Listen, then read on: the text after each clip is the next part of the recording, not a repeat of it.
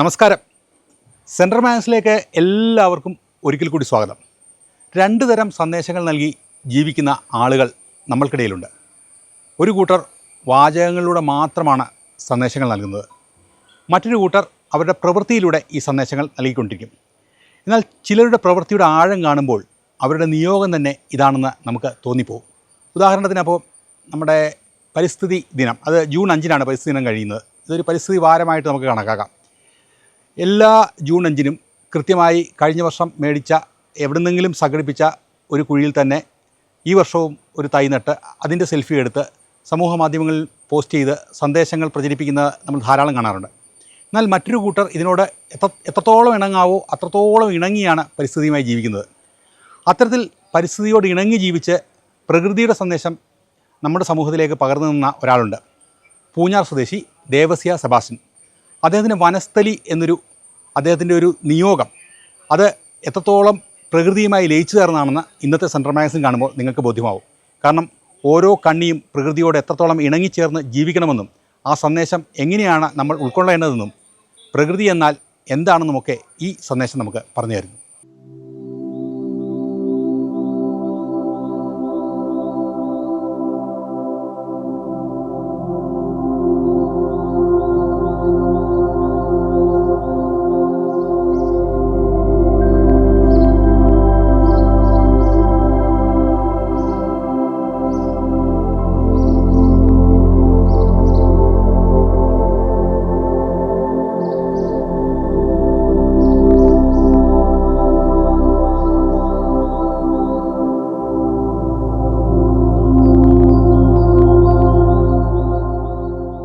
വനസ്ഥലി ഒരു മാൻമെയ്ഡ് ഫോറസ്റ്റാണ്.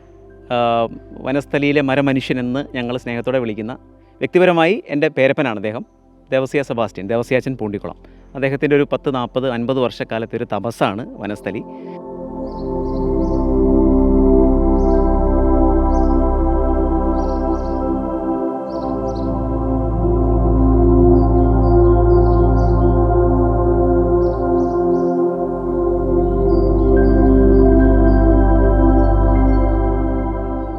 സ്വന്തം പുരയിടത്തിൽ കാവുകളുണ്ടാക്കി പ്രകൃതി ആരാധന നടത്തിയിരുന്ന ഒരു പൂർവ്വകാലം നമുക്കുണ്ടായിരുന്നു.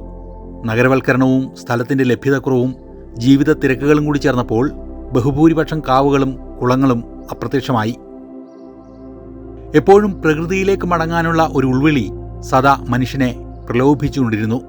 അതുകൊണ്ട് തന്നെ പ്രാദേശിക ഗ്രാമീണ കാഴ്ചകൾ തേടി കാടും അരുവിയും കാണാൻ ഇന്ന് നിരവധി ആളുകൾ ഇറങ്ങിത്തിരിക്കുന്നു. നിരവധി പ്രാദേശിക വിനോദസഞ്ചാര കേന്ദ്രങ്ങൾ സമൂഹമാധ്യമങ്ങളിൽ വൈറലാവുന്നു.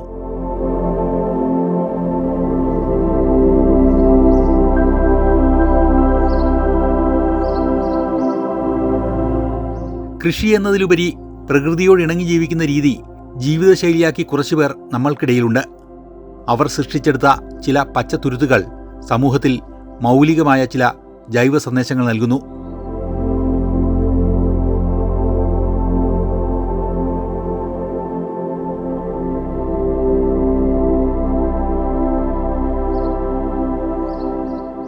പിതൃസ്വത്തായി ലഭിച്ച 6 ഏക്കർ പുരയിടത്തിൽ വനം വളർത്തി ശ്രദ്ധേയനായ ആളാണ് പൂഞ്ഞാർ പാതാമ്പഴ സ്വദേശി ദേവസ്യ സെബാസ്റ്റ്യൻ. 93-ാം വയസ്സിൽ മരിക്കുന്നതുവരെയും വനസ്ഥലി എവർഗ്രീൻ ബൊട്ടാണിക്കൽ ഗാർഡൻ എന്ന് പേരിട്ട ഈ സ്വകാര്യ വനത്തിൽ അനേകായിരം ഔഷധച്ചെടികളും അപൂർവ വൃക്ഷങ്ങളും ദേവസ്യാച്ചൻ നട്ടുവളർത്തി. ഏകദേശം 300ഓളം ഇനം ജൈവ വൈവിധ്യം ഇതിനുള്ളിലുണ്ട്. അപ്പോൾ അദ്ദേഹം എല്ലാ ദിവസവും, അദ്ദേഹം രോഗാതുരനായി 1 വർഷത്തോളം വിശ്രമിക്കുന്ന ഒരു കാലയളവിന് തൊട്ടു പിന്നുവരെ ഈ വനസ്ഥലിയുടെ മുക്കിലും മൂലയിലും അദ്ദേഹം ചെറിയ യാത്രകൾക്കിടയിൽ കിട്ടുന്ന ചെറിയ തൈകളും ചെടികളും ഒക്കെ സമാഹരിച്ച് വടികുത്തിപ്പിടിച്ച് കയറിപ്പോയി എവിടെയെങ്കിലുമൊക്കെയുള്ള ഗ്യാപ്പുകൾ അത് നട്ടുപിടിപ്പിക്കുമായിരുന്നു. ധനതത്വശാസ്ത്രത്തിൽ ബിരുദാനന്തര ബിരുദധാരിയായിരുന്നു ദേവസ്യ സെബാസ്റ്റ്യൻ. അലിഗഡ് മുസ്ലിം സർവകലാശാലയിൽ ഉപരിപഠനം കഴിഞ്ഞ ഉടനെ ജോലി ലഭിച്ചു.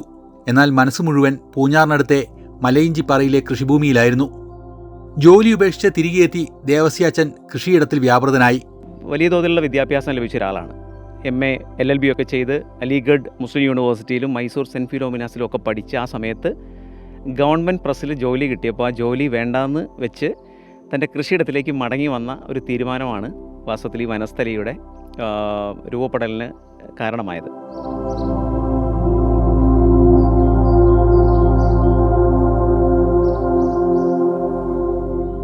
പുരയിടത്തിൽ റബ്ബർ വെക്കുന്നതായിരുന്നു പൂഞ്ഞാറിലെ സ്വാഭാവിക കൃഷി. റബ്ബർ വളർത്തി ആദായമെടുക്കാത്ത ദേവസ്യാച്ചൻ മണ്ടത്തരം കാണിക്കുകയാണെന്ന് കുടുംബാംഗങ്ങളും സുഹൃത്തുക്കളും ഉപദേശിച്ചു. എന്നാൽ അപൂർവ സസ്യങ്ങളും വൃക്ഷങ്ങളും നിറഞ്ഞ ഒരു വനഭൂമിയാണ് ദേവസ്യാച്ചൻ സ്വപ്നം കണ്ടത്. മീനച്ചിൽ ബെൽറ്റിൽ പ്രത്യേകിച്ചും ഒരു പല്ലിന് ഒരു പോട് കിട്ടിയാൽ അവിടെയും റബ്ബർ വയ്ക്കണം എന്നുള്ള ഒരു ആവേശം ഉണ്ടായിരുന്നൊരു കാലത്ത് റബ്ബർ വയ്ക്കാതെ ഭൂമിയെ വളരാൻ വിടുക എന്നുള്ളത് വലിയൊരു വെല്ലുവിളിയായിരുന്നു. അദ്ദേഹത്തെ ഒരുപാട് പേര് പരിഹസിച്ചു. അപ്പോൾ അദ്ദേഹം ചെയ്തത് അതിനുള്ളിൽ നിന്നിരുന്ന മരങ്ങളെ സ്വാഭാവികമായി വളരാൻ അനുവദിക്കുകയും പിന്നീടൊരു തപസ്സു പോലെ കിട്ടാവുന്നതൊക്കെയും ഇപ്പോൾ പല സ്ഥലത്തും ഞാൻ അദ്ദേഹത്തിൻ്റെ കൂടെ ഒരുപാട് യാത്ര ചെയ്തിട്ടുള്ള ആളാണ്. അദ്ദേഹത്തെയും കൊണ്ട് സഞ്ചരിച്ച ആളാണ്. അപ്പം നമുക്ക് തന്നെ ഒരു ബുദ്ധിമുട്ട് തോന്നുന്ന രീതിയിൽ അദ്ദേഹം പല സ്ഥലങ്ങളിലും ചെല്ലുമ്പോൾ ഇവിടെ ഇല്ലാത്ത ചെടികളും സസ്യങ്ങളും കാണുമ്പോൾ അദ്ദേഹം ആന കാട്ടിൽ കയറുന്ന പോലെ എന്ന് പറഞ്ഞ കരിമ്പുങ്ങ് തോട്ടത്തിൽ കയറുന്നു എന്ന് പറഞ്ഞാൽ അദ്ദേഹം ചാടിക്കയറും. അപ്പോൾ ആ വീട്ടുടമസ്ഥൻ്റെ പെർമിഷനോ ഒന്നും ചോദിക്കുന്നതായിട്ട് ഞാൻ കണ്ടിട്ടില്ല.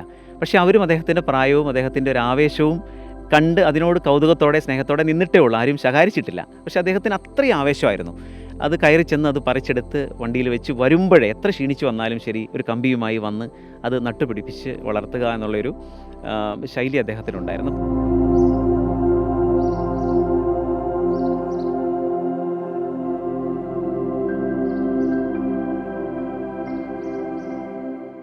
ഇവിടം ഒരു കൃഷിസ്ഥലമോ വൃക്ഷക്കൂട്ടമോ മാത്രമായി കാണാതെ ബന്ധുക്കളായാണ് ദേവസ്യാച്ചൻ കണ്ടിരുന്നത്.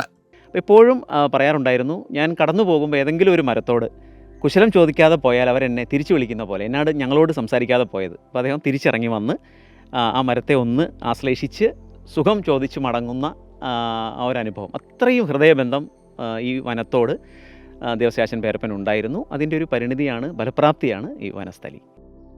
സ്വന്തമായി മക്കളില്ലാത്തതിൻ്റെ വേദന ദേവസ്യാച്ചൻ കുഞ്ഞമ്മാ ദമ്പതികൾ മറന്നത് ഈ പച്ചപ്പിൻ്റെ തണലിലാണ്. അദ്ദേഹത്തിന് കുട്ടികളില്ലായിരുന്നു. പക്ഷേ അങ്ങനെ നമുക്കതിനെ പറയാനും കഴിയില്ല. അദ്ദേഹത്തെക്കുറിച്ച് വന്നൊരു സൺഡേ സപ്ലിമെൻറ്റ് പത്രത്തിൻ്റെ ഹെഡിങ് തന്നെ പച്ച പിടിച്ച മക്കൾ എന്നായിരുന്നു. അപ്പോൾ ഈ കാണുന്നത് മുഴുവൻ അദ്ദേഹത്തിൻ്റെ മക്കളായിട്ടാണ് അദ്ദേഹം കണ്ടിരുന്നതും ഞങ്ങളും അങ്ങനെയാണ് അതിനെ വ്യാഖ്യാനിക്കുന്നതും. വർഷങ്ങൾക്ക് ശേഷം 300ഓളം ഇനം വൃക്ഷങ്ങളും 100ലധികം ഔഷധസസ്യങ്ങളുമെല്ലാമുള്ള നിർമ്മിത വനമായി ഇവിടം മാറി. കൃത്യമായ പരിപാലനവും ആസൂത്രണവും വഴി ഭൂമിയുടെ കിടപ്പും ജലലഭ്യതയും മനസ്സിലാക്കി തദ്ദേശീയമായ മരങ്ങളും ചെടികളും തിരഞ്ഞെടുത്ത് വളർത്തിയത് വഴിയുണ്ടായ വിപുലമായ ജൈവ വൈവിധ്യം. കാഞ്ഞിരം, മൈല, രുദ്രാക്ഷം, ഞാവൽ, ദന്തപ്പാല, കരിന്തകര, ലിച്ചി, യക്ഷിപ്പാല, ഏഴിലമ്പാല, തമ്പകം, അകിൽ, പുന്ന, അണലിവേഗം, കലയം, കരിങ്ങേട്ട, ഞരള, നാഗദന്തി, ഉങ്ങ് തുടങ്ങി നിരവധി മരങ്ങൾ. പേരറിയാത്തവയെ തിരിച്ചറിയാനുള്ള അന്വേഷണം തുടരുന്നു. ആയിരക്കണക്കിന് മരങ്ങൾ വനസ്ഥലിയിലുണ്ട്. അതിൽ ഫലവൃക്ഷങ്ങളും അല്ലാത്തവയുമുണ്ട്. ഇതിൽ പലതും പക്ഷികൾ പഴങ്ങൾ കഴിച്ച ശേഷം ഉപേക്ഷിച്ച വിത്തുകൾ മുളച്ചുണ്ടായവയാണ്. നഗരത്തിരക്കുകളിൽ നിന്നകന്ന് ശാന്തമായ അന്തരീക്ഷത്തിൽ പ്രകൃതിയെ അടുത്തറിയാൻ ധാരാളം ആളുകൾ ഇവിടെ എത്തി. 100 കണക്കിന് പോസ്റ്റ് കാർഡുകൾ എഴുതി കേരളത്തിലെമ്പാടുമുള്ള പരിസ്ഥിതി സ്നേഹികളെ വനസ്ഥലിയിൽ പാരിജാതം പൂത്തു, നമുക്കൊന്നിച്ചു കൂടാമെന്ന് പറഞ്ഞ് കത്തയക്കുകയും പല സ്ഥലങ്ങളിൽ നിന്ന്, പല ജില്ലകളിൽ നിന്നുള്ള ഒരുപാട് ആളുകൾ ഇവിടെ വന്ന് ഈ വനസ്ഥലിയിൽ അദ്ദേഹത്തിൻ്റെ വീട്ടിൽ താമസിച്ച് പാരിജാതത്തിൻ്റെ സുഗന്ധവും ആ സൗന്ദര്യവും ആസ്വദിച്ച് ഒത്തുചേരലുകളും സംസാരങ്ങളും ആഘോഷങ്ങളുമായി മടങ്ങും. വിവിധ കാർഷിക, പരിസ്ഥിതി, സാമൂഹിക സംഘടനകളുടെ ഒത്തുചേരലുകൾക്ക് വനസ്ഥലി വേദിയായി. വീടിൻ്റെ മുകളിൽ പരിസ്ഥിതി സംവാദങ്ങൾക്ക് ദേവസ്യാച്ചൻ തനതായ ഇടമൊരുക്കി. വനസ്ഥലിയിൽ ഒരുപാട് വെറൈറ്റി ചക്കകളുണ്ട്. അപ്പോൾ ആ ചക്ക ആവുന്ന സമയത്ത് വനസ്ഥലിയിൽ ചക്കക്കാലമായി നമുക്കൊന്നിച്ചു കൂടാമെന്ന് പറയുമ്പോൾ അങ്ങനെ ഓടിയെത്തുന്ന ആളുകൾ ചക്ക പറിച്ച് വെട്ടി വേയിച്ച് കഴിക്കുന്ന ഒരു സാഹചര്യം, അത് ചക്കപ്പഴം കഴിക്കുന്ന ഒരു സാഹചര്യം. അതേപോലെ മാമ്പഴക്കാലമായി ഇത്തരം പോസ്റ്റ് കാർഡുകൾ ധാരാളം എഴുതിയ ഒരു അനുഭവം അദ്ദേഹം ജീവിച്ചിരുന്ന കാലത്തുണ്ട്. മുറ്റത്തെ ലിച്ചിമരത്തിലും വഴിയോരത്തെ ഇല്ലിക്കൂട്ടത്തിനു മുകളിലായി കുട്ടികൾക്കായി ദേവസ്യാച്ചൻ ഏറുമാടങ്ങൾ പണിതു. പല കോളേജുകളിൽ നിന്നും സ്കൂളുകളിൽ നിന്നൊക്കെ ഉള്ള കുട്ടികൾ പഠനാവശ്യങ്ങൾക്ക്, വിനോദത്തിനു വേണ്ടി, അതേപോലെ തന്നെ ഗവേഷണപരമായ താല്പര്യങ്ങൾക്ക് വരുന്ന റിസർച്ചേഴ്സ്, ബോട്ടണി അധ്യാപകർ, ഹെഡുകൾ ഒക്കെ വന്ന് ഇനിയും ഐഡൻറ്റിഫൈ ചെയ്യാത്ത മരങ്ങളെ അവർ തിരിച്ചറിയുകയും അതിൽ ബോർഡ് സ്ഥാപിക്കുകയും ഒക്കെ ചെയ്തുകൊണ്ടിരിക്കുന്ന ഒരു സാഹചര്യമുണ്ട്. കുടുംബത്തിൻ്റേതായിരുന്ന പാതാമ്പുഴ തേയില ഫാക്ടറിയുടെ ഭിത്തി പൊളിച്ചു മാറ്റിയപ്പോൾ ലഭിച്ച കൊത്തിയെടുത്ത കല്ലുകൾ വനസ്ഥലിയിലെ ഇരിപ്പിടങ്ങളായി. കല്ലുകൾ കൊണ്ട് നിർമ്മിച്ച ചെറിയ വട്ടം കൂടിയിരുന്ന് സംസാരിക്കാൻ കഴിയുന്ന മീറ്റിംഗ് പോയിന്റുകൾ, സംഘത്തിന് ഒന്നു ചേർന്ന് പാട്ടുപാടാൻ കഴിയുന്ന പ്രത്യേക ഇടങ്ങൾ, സംഘത്തിൻ്റെ ലീഡർ ഇരുന്ന് സംസാരിക്കുന്ന മീറ്റിംഗ് പോയിന്റുകൾ, അങ്ങനെ ഊഞ്ഞാലുകളൊക്കെ ക്രമീകരിച്ചുകൊണ്ട് അദ്ദേഹം അന്ന് സങ്കല്പിച്ച ആളുകൾ വരുന്നതും ഇതൊക്കെ കാണുന്നതും ആസ്വദിക്കുന്നതും ഏറെ ഇഷ്ടപ്പെട്ട ഒരാളാണ്. വിവിധയിടങ്ങളിലെ ആളുകളെ പ്രകൃതിയുമായി അടുപ്പിച്ചുകൊണ്ട് പുതിയ പുതിയ കണ്ണികൾ സൃഷ്ടിക്കപ്പെട്ടു. 6 ഏക്കറിൽ വ്യാപിച്ചു കിടക്കുന്ന വനസ്ഥലിയുടെ പ്രവേശന കവാടം കടന്നെത്തുന്നത് ഒരു പഴയ ഇരുനില വീട്ടിലേക്കാണ്. ഇവിടെയാണ് ദേവസ്യാച്ചനും ഭാര്യയും ജീവിച്ചിരുന്നത്. പരിസ്ഥിതി സ്നേഹികളായ നിരവധി ആളുകൾ ഒറ്റയ്ക്കും കൂട്ടമായുമൊക്കെ ഇവിടെ എത്തി സുദീർഘമായ ചർച്ചകൾ നടത്തിയും വനസ്ഥലി കണ്ടും ആസ്വദിച്ചും മടങ്ങി. വൃക്ഷങ്ങളുടെയും ചെടികളുടെയും സ്വാഭാവിക വളർച്ചയിൽ ഒരിടപെടലും ദേവസ്യാച്ചൻ നടത്തിയിരുന്നില്ല. അതുകൊണ്ട് തന്നെ വളഞ്ഞും ചെരിഞ്ഞു നിൽക്കുന്ന മരങ്ങൾ ഇവിടെ കാണാം. ഒരു തരത്തിൽ ആലോചിച്ചാൽ വനസമാനമായൊരു രീതിയാണ് നമുക്ക് നടന്നു പോകുമ്പോൾ കാണാൻ കഴിയുക. ഇപ്പോൾ ഒരു പ്രായോഗിക ബുദ്ധിയിൽ ആലോചിച്ചാൽ ഇവിടെ ഒടിഞ്ഞു വീഴുന്ന ചില വൃക്ഷ ചാർത്തുകളും മരത്തലപ്പുകളൊക്കെ യഥാർത്ഥത്തിൽ വിറകിന് വെട്ടി വിറ്റാൽ നമുക്ക് കാശാക്കാൻ കഴിയും. പക്ഷേ എന്തുകൊണ്ടോ പേരപ്പൻ വനസ്ഥലിയിൽ നിന്നൊന്നും മുറിച്ചു മാറ്റരുത്, നഷ്ടപ്പെടരുത് എന്ന് പറഞ്ഞ അദ്ദേഹത്തിൻ്റെ ആഗ്രഹത്തെ അതേപടി നിലനിർത്തിക്കൊണ്ട് അതിവിടെ അലിഞ്ഞു ചേരാൻ അനുവദിക്കുകയാണ് യഥാർത്ഥത്തിൽ ചെയ്യുന്നത്. മരങ്ങളൊന്നും ഇതേവരെ നമ്മൾ മുറിച്ച് മാറ്റിയിട്ടില്ല. ഉയരമുള്ള മരങ്ങളിൽ പോലും പടർന്നു കയറിയിരിക്കുന്ന വലിയ കാട്ടുവള്ളികൾ വനസ്ഥലിയിലെ സന്ദർശകർക്ക് നടന്നു കാണാനായി അതിരുകളോട് ചേർന്നാണ് നടപ്പാത ഒരുക്കിയിരിക്കുന്നത്. ഇന്നും മരങ്ങളുടെ കൊമ്പുകൾ വെട്ടിമാറ്റാതെ ഒരു സ്വാഭാവിക വനത്തിൻ്റെ പ്രതീതിയാണ് ഇവിടെ സൃഷ്ടിച്ചിരിക്കുന്നത്. പല ആളുകളും നമ്മളോട് ആവശ്യപ്പെടുന്നതനുസരിച്ച് ഇതിനെ കുറേ കൂടി ഒരു പ്രൊഫഷണലായി നമ്മുടെ മനസ്സിൽ വരാത്തൊരു സങ്കല്പമാണ്. പക്ഷേ ഇത് മെയിൻറ്റെയിൻ ചെയ്ത് പോകാനും കൂടുതൽ ആളുകൾക്ക് അതിനെ ഒരു ആഘോഷത്തിൻ്റെയും ഒരു സന്തോഷകരമായി ഒത്തുചേരാനുള്ള ഒരു പരിസരം ഒരുക്കുന്നതിൻ്റെ ഭാഗമായി ഇതിനെ കുറച്ചുകൂടി വീടുൾപ്പെടെ ആ രീതിയിലൊന്ന് മെയിൻ്റനൻസ് നടത്തി കൊണ്ടുവരണമെന്നൊക്കെ ആഗ്രഹിക്കുന്നുണ്ട്. ദേവസ്യാച്ചൻ്റെ സഹോദരപുത്രന്മാരാണ് നിലവിൽ വനസ്ഥലിയുടെ മേൽനോട്ടം നടത്തുന്നത്. ആളുകൾ സന്ദർശനത്തിനായി എത്തുമ്പോൾ ഇവർ ഇവിടുത്തെ വീടും പരിസരവും വൃത്തിയാക്കി സന്ദർശകർക്ക് വേണ്ട സൗകര്യങ്ങൾ ഒരുക്കാറുണ്ട്. ആർക്കും എപ്പോഴും കടന്നു വരാമെങ്കിലും ചില നിയന്ത്രണങ്ങൾ ഇവിടെ പരിപാലിക്കപ്പെടുന്നുണ്ട്. അതിൽ പേരപ്പൻ്റെ ഫോട്ടോ വെച്ചുകൊണ്ടുള്ളൊരു ബോർഡുണ്ട്. അതിലൊരു ഫോൺ നമ്പർ ഉണ്ടാവും. അതിൽ ഫോൺ വിളിക്കുമ്പോൾ തന്നെ നമുക്കറിയാം വിളിക്കുന്ന ആളുകളുടെ ഒരു താല്പര്യം എന്താണ്. അപ്പോൾ നമ്മൾ അവരുടെ അടുത്ത് ചോദിക്കും അവർ ഫാമിലി ആയിട്ടാണോ വന്നിട്ടുള്ളത്, കുട്ടികളുണ്ടോ. അതേസമയം യങ്സ്റ്റേഴ്സ് ആയിട്ടുള്ള ചെറുപ്പക്കാരായിട്ടുള്ള ആളുകൾ ചിലപ്പോൾ എത്തിപ്പെടുമ്പം അവരുടെ ഒരു താല്പര്യം വനമോ വനത്തിൻ്റെ ഒരു ജൈവ വൈവിധ്യമോ ഒന്നും ആവണമെന്നില്ല എന്ന് അവരുടെ സംസാരത്തിൽ തന്നെ നമുക്ക് മനസ്സിലാവും. അപ്പോൾ നമ്മൾ അത്ര പ്രോത്സാഹിപ്പിക്കാറില്ല. ഞാനിതാ അങ്ങോട്ടേക്ക് വരാം, നമുക്ക് ഒന്നിച്ച് കയറാമെന്നൊക്കെ പറയുമ്പോൾ ചിലപ്പോൾ അവരതിൽ നിന്ന് സ്കിപ്പാവും. ഇതൊരു പ്രാദേശിക സംസ്കാരമായി മാറ്റാനാണ് നടത്തിപ്പുകാരുടെ ശ്രമം. ഇവിടെ വന്നു പോകുന്ന മുഴുവൻ പേരെയും നമ്മൾ ജീവൻ്റെ വലയിൽ കോർത്താണ് വിടുന്നത്. കാരണം അവരൊക്കെ പിന്നെ വനസ്ഥലിയെക്കുറിച്ച് ചിന്തിക്കുമ്പോൾ തന്നെ നമ്മളെല്ലാവരും അവരുടെ മനസ്സിലുണ്ട്. ആ ഒരു വെബ് ഓഫ് ലൈഫിൻ്റെ ഭാഗമായി നിൽക്കുന്ന ഒരുപാട് സംഘടനകളുണ്ട്. ഇപ്പോൾ നമ്മുടെ ഏറ്റവും അടുത്തുള്ള ഭൂമിക ആണെങ്കിൽ പോലും ജൈവ കർഷക സമിതി, കർഷകവേദി, മറ്റൊരുപാട് സംഘടനകൾ ഇതിൻ്റെ ഭാഗമായിട്ട് നമ്മുടെ കൂടെ ഉണ്ട്. അപ്പോൾ അതിൻ്റെ കൂടി ഭാഗമായിട്ടാണ് ഭൂമിക പോലുള്ളൊരു പ്രസ്ഥാനം പൂഞ്ഞാർ ടൂറിസം പെർസ്പെക്റ്റീവ്, അതിലെ മര്യാദകളുടെ ടൂറിസം പോലുള്ള കാര്യങ്ങളൊക്കെ കൊണ്ടുവരുന്നത്. അതിൻ്റെ ഒരു ഡെസ്റ്റിനേഷനായിട്ട് കൂടി നമ്മളിതിനെ ഉൾപ്പെടുത്തിയിട്ടുണ്ട്. ദേവസ്യാച്ചൻ്റെ ഓർമ്മദിനം പരിസ്ഥിതി ദിനത്തോടടുത്ത് വരുന്ന ഒരു ദിവസമാണ്.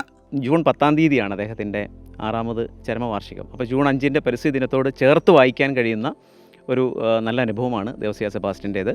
6 ഏക്കറോളം വരുന്ന ഒരു വലിയ ബയോഡൈവേഴ്സിറ്റിയാണ്.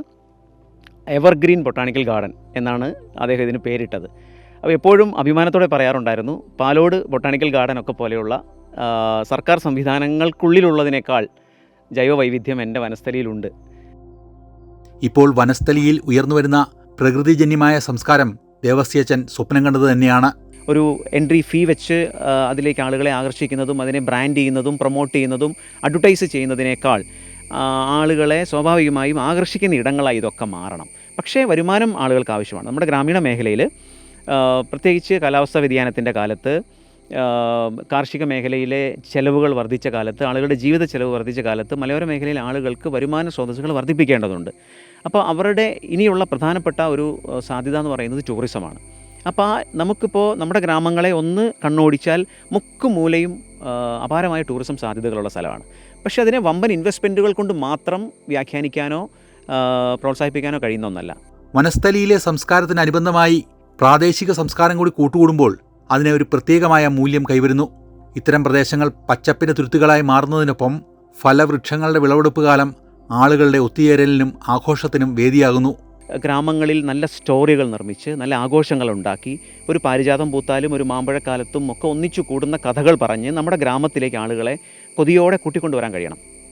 ആ കൂട്ടിക്കൊണ്ടുവരുമ്പോൾ വരുന്ന ആളുകളെല്ലാവരും നമുക്ക് വലിയ എൻട്രി ഫീസ് തരുമെന്നോ നമ്മൾ പ്രോസസ്സ് ചെയ്യുന്ന നമ്മുടെ ഉൽപ്പന്നങ്ങൾ വാങ്ങുമെന്നോ കരുതി അല്ല നമ്മളിത് ചെയ്യുന്നത്. മറിച്ച് അതിൻ്റെ ഒരു ഉപപ്രവർത്തനമായി നടന്നോളും.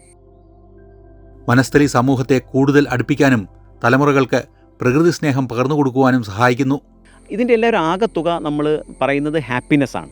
ഒരു ഗ്രാമപരിസരത്തിൻ്റെ സന്തുഷ്ടിക്ക് ഉതകുന്ന റിസോഴ്സുകൾ എന്തെല്ലാം ഉണ്ടോ അതിനെയെല്ലാം നമ്മൾ ആകർഷകമായും ആളുകൾക്ക് അനുഭവവേദ്യമാകും വിധവും അതിനെ ചിലപ്പോൾ പ്രൊഫഷണലായി കൊണ്ടുപോകുന്നവരുണ്ടാവും. കാരണം അവരുടെ വരുമാന സ്രോതസ്സ് കൂടിയാണത്.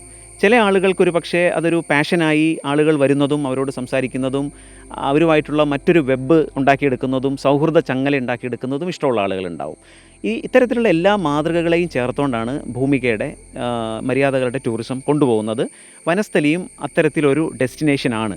മനുഷ്യരെയും തമ്മിൽ ഇണക്കുന്ന വനസ്ഥലി പോലുള്ള കണ്ണുകൾ ഇനിയും വളരട്ടെ, പന്തലിക്കട്ടെ.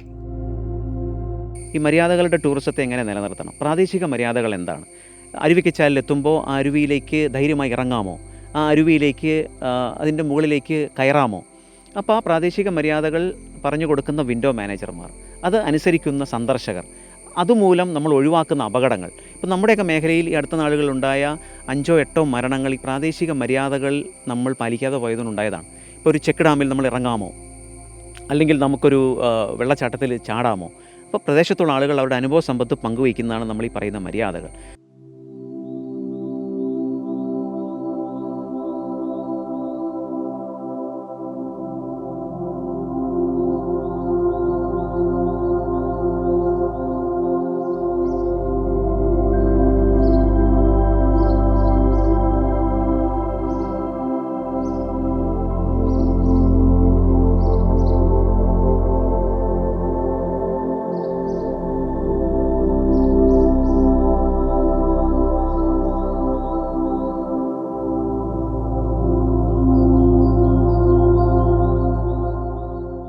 അങ്ങനെ ഈ ആഴ്ചയിലെ സെൻട്രൽ മാഗസിൻ വിശേഷങ്ങൾ ഇവിടെ പൂർണ്ണമാവുകയാണ്. അടുത്ത ആഴ്ച പുതിയ കാഴ്ചകളും കൂടുതൽ വിശേഷങ്ങളും വ്യത്യസ്തമാർന്ന അനുഭവങ്ങളുമായി നമുക്ക് വീണ്ടും കാണാം. നന്ദി, നമസ്കാരം.